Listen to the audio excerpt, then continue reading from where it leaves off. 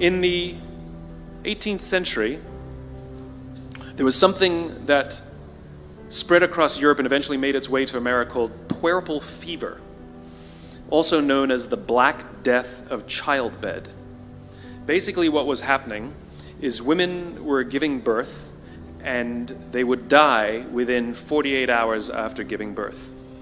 This Black Death of childbirth was the ravage of Europe, and it got worse and worse and worse over the course of over a century.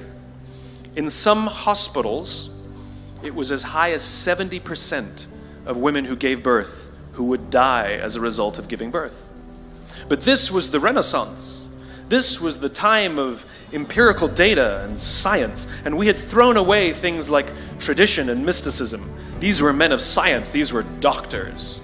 And these doctors and men of science wanted to study and try and find the reason for this Black Death of childbed, and so they got to work studying, and they would study the corpses of the women who had died. And in the morning they would conduct autopsies, and then in the afternoon they would go and deliver babies and finish their rounds.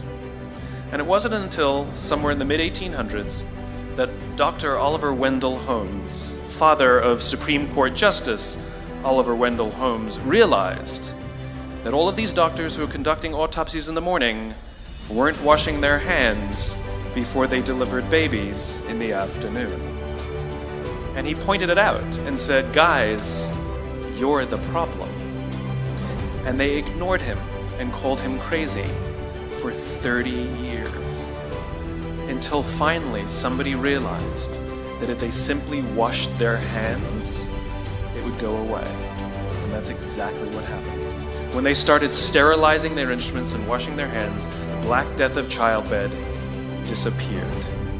My point is, the lesson here is, sometimes you're the problem.